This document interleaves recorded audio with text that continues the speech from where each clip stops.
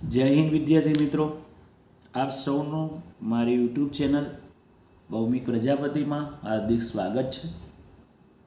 વિદ્યાર્થી મિત્રો, આપ સૌ ધોરણ 10 વિષય વિજ્ઞાનમાં અભ્યાસ કરી રહ્યા છો, જેમાં આપણે પ્રકરણ નંબર 9 આનુવંશિકતા અને ઉદ્વિકાસ વિશે અભ્યાસ કરીએ છીએ. જેમાં આગળ એક ભાગ આવી ચૂક્યો, જેમાં આપણે આનુવંશિકતા એટલે શું, આનુવંશિકતાના ઉદાહરણમાં એક વિકલ્પી મેન્ડલેનો પ્રયોગ જોયો, જેમાં ઊંચા છોડ અને નીચા છોડ વિશે જોયું. હવે અહીંયા આગળ આવશે મેન્ડલેનો દ્વિવિકલ્પી જનીન, એટલે કે એની બે ઓપ્શન લેવા પડશે. એ માટે શું કર્યું કે મેન્ડલેએ વટાણાના છોડ પરના જનીન યુગ્મોના પ્રયોગ માટે બે જુદા જુદા લક્ષણ પસંદ કર્યા. એક પીળો રંગ, લીલો રંગ, ગોળ બીજ અને ખરબચડા બીજ. એનો મતલબ કે હવે આ ચાર વસ્તુ ભેગું કરે તો ચારમાંથી છોડમાં બે રંગમાંથી એક રંગ આવે ને ખોળ અને ખરબચડામાંથી એક વસ્તુ, એટલે કે નવા બીજમાં બે લક્ષણ આવે, એક રંગ આધારિત, એક દેખાવ આધારિત, એટલે એને દ્વિવિકલ્પી કીધું. તેણે શું કર્યું, પીળો રંગ ગોળાકાર બીજ ધરાવતા છોડનું લીલા રંગ અને ખરબચડા બીજ ધરાવતા સંકર આવતા F1 પેઢીના બધા છોડ પીળા અને ગોળ મળ્યા. સમજો, પહેલાં હું તમને આકૃતિ સમજાવી દઉં એટલે તમને લખાણ ખ્યાલ આવી જશે. એણે શું કર્યું કે એણે એક છોડ લીધું, એક બીજ લીધું ગોળ અને લીલા રંગનું. ગોળને કેપિટલ આર કીધું, લીલાને સ્મોલ વાય અને સ્મોલ વાય કીધું. ખ્યાલ આવી ગયો. પછી ખરબચડા અને પીળા લીધા, ખરબચડાને સ્મોલ આર કીધું અને પીળાને કેપિટલ વાય કીધું. હવે આવે શું, આ બંનેમાંથી એક વસ્તુ આવે એટલે કેપિટલ આર આવે, આ બંનેમાંથી એક વસ્તુ આવે એટલે સ્મોલ વાય આવે. બંને ના આવે, બંનેમાંથી એક જ આવે. એવું અહીંયા આ બંનેમાંથી એક આવે કે સ્મોલ આર આવે અને આમાંથી કેપિટલ વાય આવે. એટલે કે આ બંને વચ્ચે ભેગા કર્યા, ગોળ અને લીલા, ખરબચડા અને પીળા, તો પ્રભાવ શું થયો, કેપિટલ આર અને સ્મોલ આર, પછી કેપિટલ વાય અને સ્મોલ વાય. જે આગળ હોય એ પ્રભાવી કહેવાય, આપણે એવું ભણી ચૂક્યા, કેપિટલ પ્રભાવી જ હોય. વટાણાના છોડમાં જોયું હતું. એટલે કે અહીંયા શક્યતા ચાર હતી. કઈ કઈ શક્યતા હતી, કેપિટલ આર સ્મોલ આર વાળી, બરોબર. ચાર શક્યતા આવે. કઈ ચાર શક્યતા, જે હું તમને કહી દઉં, ગોળ પીળા, ગોળ લીલા, ખરબચડા પીળા, ખરબચડા લીલા. પણ આવ્યા કેવા, તો ગોળ અને પીળા. કેમ ખબર પડી, તો આગળ આ કેપિટલ આર છે, કેપિટલ આરને આપણે આગળ શું કીધું છે, ગોળ. વાયમાં જે કેપિટલ છે એ લેવા, તો કેપિટલ વાયને આપણે શું કીધું છે, પીળા. એટલે કે બંને ભેગા કર્યા, શક્યતા ચાર હતી પણ આવી કઈ, એક જ, અને કઈ, ગોળ પીળા. તેનો મતલબ શું થયું, બાકીનું ત્રણ નહીં હોય, હશે. એ માટે એણે શું કર્યું, આની આ જ વસ્તુને ફરીથી સંકરણ કરાવ્યું. એની એ જ વસ્તુને ફરીથી સંકરણ કરાવ્યું તો 16 પ્રકારની શક્યતા બને. એ માટે તમારા કોષ્ટક લખવું પડે. કોષ્ટક કંઈ અઘરું છે જ નહીં. સમજો, તમે અહીંયા પહેલાં કેપિટલ આર કેપિટલ વાય લખો, પછી કેપિટલ આર સ્મોલ વાય લખો, સ્મોલ આર કેપિટલ વાય લખો, બંને સ્મોલ લખો. પહેલાં બંને કેપિટલ, બંને સ્મોલ, એકવાર આર કેપિટલ, એકવાર વાય કેપિટલ.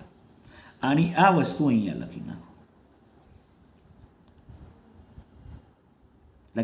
પછી તમે ગણિતમાં ગુણાકાર કરો, આનો નાનો ગુણાકાર, તો આને ભેગા કરો તો કેપિટલ આર, પછી કેપિટલ વાય આવ્યું. ચલો હવે આને ભેગા કરો તો કેપિટલ આર, પછી અહીંયા કેપિટલ વાય છે ને અહીંયા સ્મોલ વાય. તો હમણાં જ સમજાયું, પહેલાં કેપિટલ જ લખાય એટલે કેપિટલ વાય, સ્મોલ વાય. મેં સ્મોલ વાયને આવી રીતે લખું છું એટલે ડિફરન્સ ખબર પડે. ચલો પછી આ બંનેને ભેગા કરો તો શું થાય, capital R small R. Capital હંમેશા આગળ લગાય, આ બી કેપિટલ છે, આ બી કેપિટલ, એટલે બંને કેપિટલ. પછી capital R small R, capital Y small Y થશે. ચલો આને ગુણાકાર કરો તો કેપિટલ આર સ્મોલ વાય ને કેપિટલ વાય છે તો પહેલાં કેપિટલ વાય આવશે, પછી સ્મોલ વાય આવશે, પછી capital R small Y, capital R small R, capital Y small Y. ટૂંકમાં યાદ રાખવાનું કે જે બે આર આવે એમાં આગળ કેપિટલ હોવો જોઈએ, જે બે વાય આવે એમાં આગળ કેપિટલ વાય હોવો જોઈએ. એવી રીતે તમે 16 વસ્તુ મેળવી શકશો. તો હવે આપણે ગણીએ. જો કેપિટલ આર આગળ હોય અને કેપિટલ વાય આગળ હોય એવા ગણો, 1 2 3 4 5 6 7, 8 અને 9 છે. તો આ 9 પ્રકારના જે મળે એ ગોળ અને પીળા મળ્યા 9. ચલો પછી ગોળ અને લીલા. તો ગોળમાં કેપિટલ આર હોવો જોઈએ ને લીલામાં સ્મોલ વાય હોવો જોઈએ. એવા કયા છે? તો જો કેપિટલ આર અને સ્મોલ વાય આ 1, કેપિટલ આર અને સ્મોલ વાય આ 2, કેપિટલ આર અને સ્મોલ વાય આ 3. તો થઈ ગયા 3. ખરબચડા અને પીળા. તો ખરબચડામાં આવે સ્મોલ આર, પીળામાં આવે કેપિટલ વાય. તો જો આગળ સ્મોલ આર અને પાછળ કે તો એવું શું છે? જો આ સ્મોલ આર અને વાય આ બે 1, એવો આ બીજો અને આવો એ ત્રીજો, એટલે 3 આવી ગયા. ખરબચડા અને લીલા. ખરબચડામાં થાય સ્મોલ આર, લીલામાં થાય સ્મોલ વાય.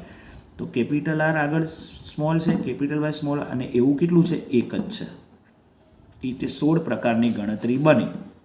આગળ આ લખવાનું નથી, આ ચોપડીમાં આપ્યું છે, તમે યાદ નહીં રાખો તો ચાલે, પણ એટલું યાદ હોવું જોઈએ કે ગોળ અને પીળા. તો આપણે જોયું કે પહેલી પેઢીમાં ગોળ અને પીળાની અસર આવી, બાકીની 3 અસર બીજી પેઢીમાં જોવા મળે છે.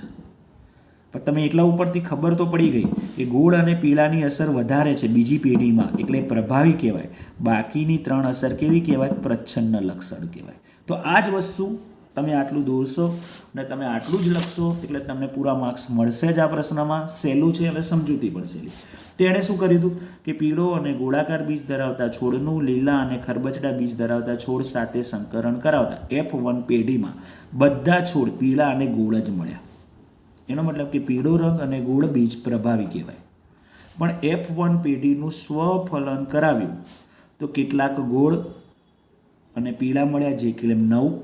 ગોળ અને લીલા મળ્યા 3, ખરબચડા અને પીળા મળ્યા 3, લીલા અને ખરબચડા મળ્યા 1. પછી આટલું લખીને તમારે આ આકૃતિ સમજાવવાની છે. ગોળ અને લીલા, ખરબચડા અને પીળા બંને ભેગા કર્યા એટલે ગોળ અને પીળા મળ્યા. ગોળ અને પીળાનું ફરીથી ગોળ અને પીળા જોડે કર્યું તો તમારે આ કોષ્ટક સમજાવવાનું. સાવ સહેલામાં સહેલું છે. ખ્યાલ આવી ગયો હશે કમ્પ્લેટ? મને આશા છે કે તમને ખબર પડી જશે. આ સાથે હવે જોઈએ નેક્સ્ટ પ્રશ્ન. હવે પ્રશ્ન છે મોસ્ટ આઈએમપી પ્રશ્ન છે આ, કે જનીનો લક્ષણોને નિયંત્રિત કરે છે. સમજાવો શું પ્રશ્ન છે? સમજો કે આપણા લક્ષણોનું એક જગ્યાએથી બીજી જગ્યાએ જાય છે ને એ જનીન કરે છે, એવું કેમ? કે અથવા વારસાગત લક્ષણોની અભિવ્યક્તિ સમજાવો. અભિવ્યક્તિ એટલે અસર, કે એક પેઢીમાંથી બીજી પેઢીમાં લક્ષણો કેવી રીતે જાય છે સમજાવો. તો આપણે જાણીએ છીએ કે સજીવોના કોષના કોષ કેન્દ્રમાં DNA હોય ને આ DNAની જે માહિતી રાખે ને એ જનીન રાખે. આપણા મોબાઈલમાં માહિતી કોણ રાખે? મેમરી કાર્ડ, બરોબર ને? તે અનુસાર અને એ માહિતીના આધારે પ્રોટીન બને અને પ્રોટીન એ આધારે નવો DNA બનાવે. સમજો કે કોષ હોય, કોષની અંદર કોષ કેન્દ્ર હોય, કોષ કેન્દ્રની અંદર DNA હોય અને આ DNA એ રંગસૂત્રોના બનેલા હોય. આ DNAની ગોઠવણી હોય. એ DNA વિશે માહિતી કોણ રાખે? જનીન રાખે. જનીન એમાંથી પ્રોટીન બનાવે. એ પ્રોટીનને આધારે નવા DNA બને અને નવા DNAને આધારે બીજું કોષ બને. સમજ પડી? આખી આવી પ્રોસેસ છે. એનો મતલબ કે જનીન જ, આપણે એમ કીધું કે એક પેઢીમાંથી બીજી પેઢીમાં લક્ષણો જાય એ DNA જાય, પણ DNAનું વહન કોણ કરે છે? જનીન કરે છે.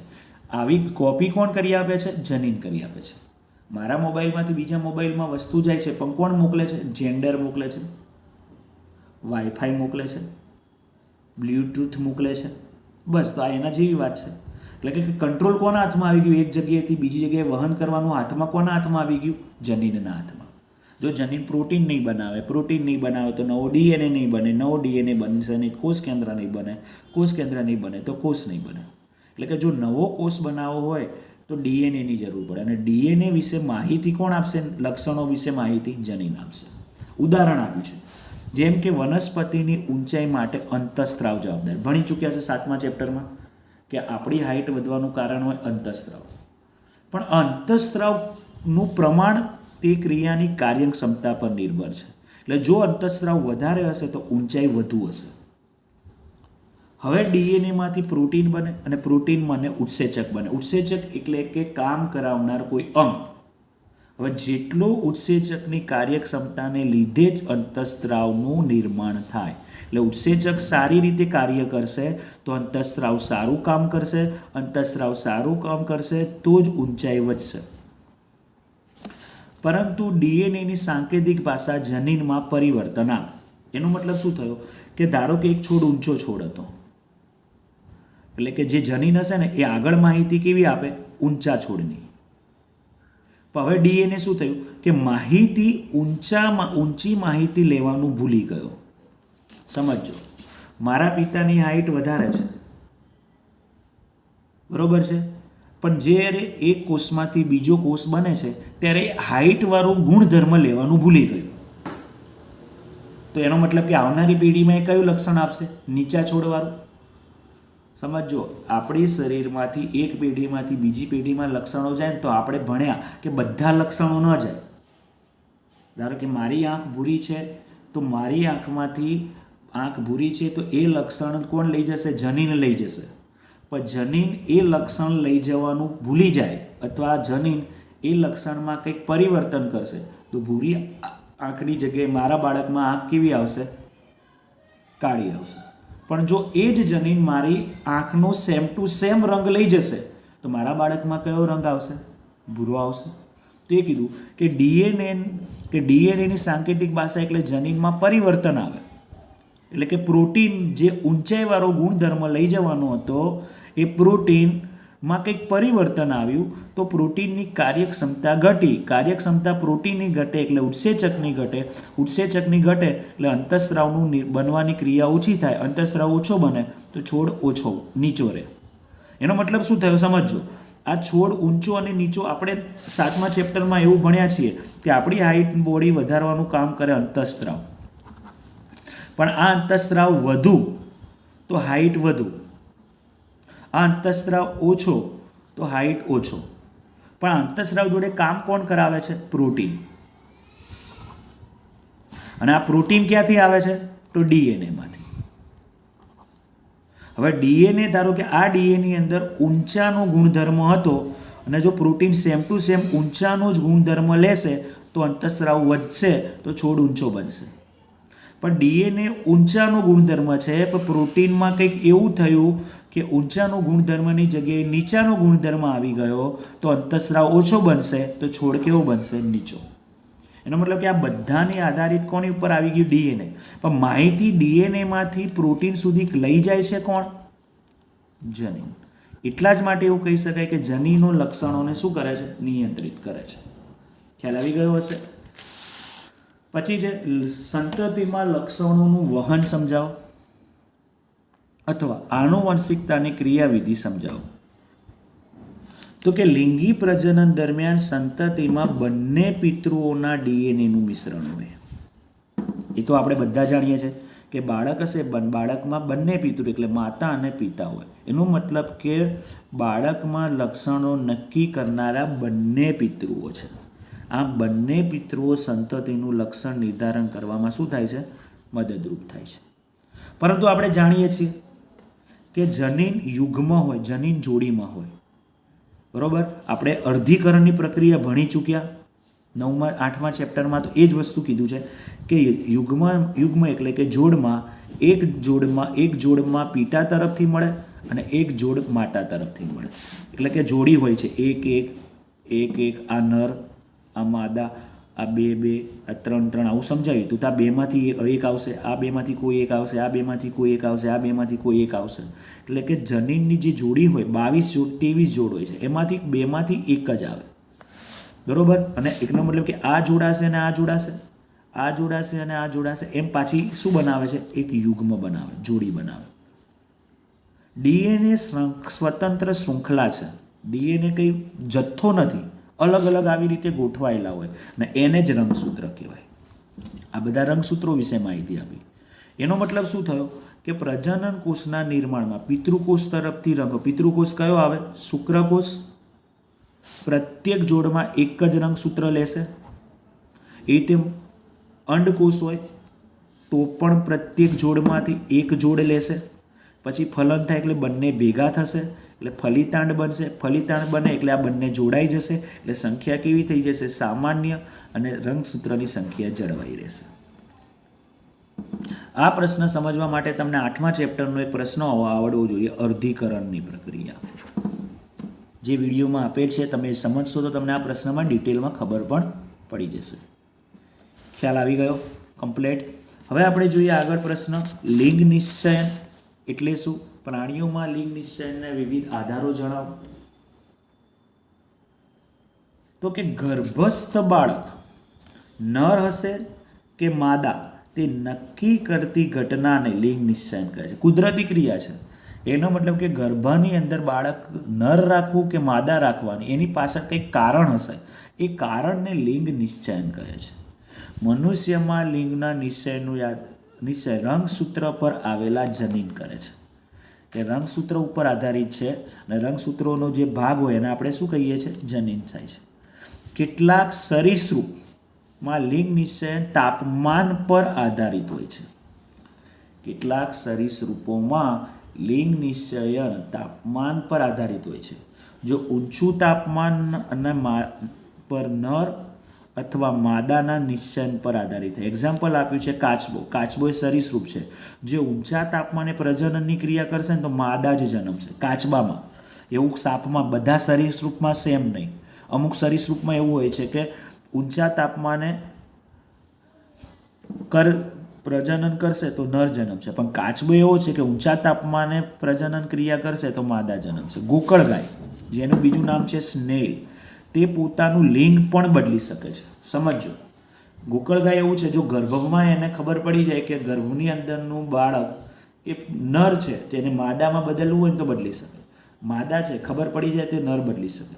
ખાલી ગોકળગાય જ, બાકી કોઈ પણ સજીવ એ લિંગ બદલી શકતું નથી. ગર્ભમાં જો પહેલેથી નર હશે તો નર જ રહેશે, માદા હશે તો માદા. હા, એને કોઈ પરિસ્થિતિ, તાપમાન, ગરમી એ અસર કરશે.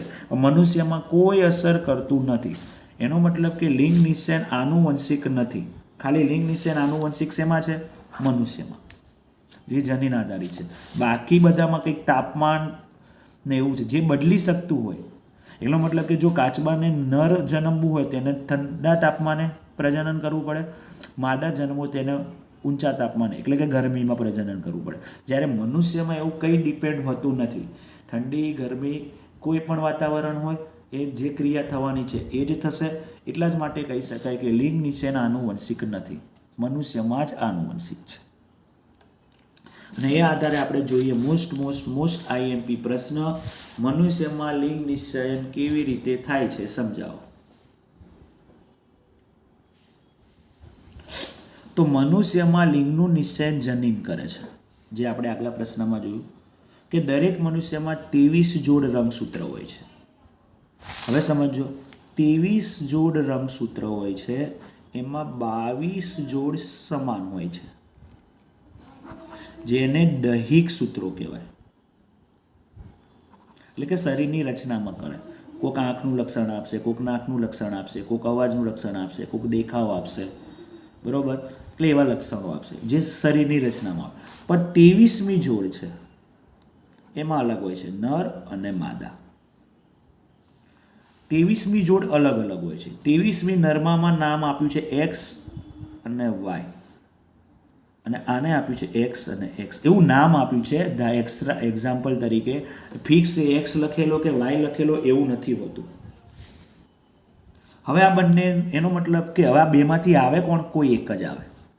કાં એક્સ આવે અથવા કાં, એટલે જે શુક્રકોષ હોય કાં એક્સ લેશે અથવા વાય. એટલે એક શુક્રકોષની અંદર એક્સ હોય તો બીજા શુક્રકોષમાં વાય પણ હોઈ શકે. એટલે બેમાંથી કઈ એક હોય છે. માદામાં અંડકોષ હોય, અંડકોષમાં એક અંડકોષમાં એક્સ હોય તો બીજા અંડકોષમાં પણ એક્સ જ હોય. એટલે માદામાં કંઈ ડિપેન્ડ નથી. હવે આ બંને ભેગા થાય તો શું બને? એક્સ અને એક્સ. આ અને આ ભેગા થાય તો પણ શું બનશે? સોરી, આ એક્સ અને એક્સ. ચલો, વાય અને એક્સ ભેગા થાય તો એક્સ આગળ લખાશે, વાય આગળ પાછળ લખાશે, એક્સ અને એક્સ અને વાય. એટલે 4 પરિણામ મળે, 1, 2, 3 અને 4. તો જો એક્સ એક્સ બને તો માદા કહેવાશે, એક્સ અને વાય બને તો નર કહેવાશે. એટલે કે પુરુષ થવા અને નર અને માદાના થવાના ચાન્સીસ કેટલા થયા? 50%. 4માંથી 2 માદા છે BF છે. તો આ જ વસ્તુ સમજાવવાની છે કે જેમાંથી કે દરેક મનુષ્યમાં 23 જોડ રંગસૂત્ર હોય છે, જેમાંથી 22 જોડ નર અને માદામાં સરખા હોય, જેને દૈહિક સૂત્ર કહેવાય. પણ માદામાં 23મી જોડ બંને એક્સ લિંગી હોય છે, XX.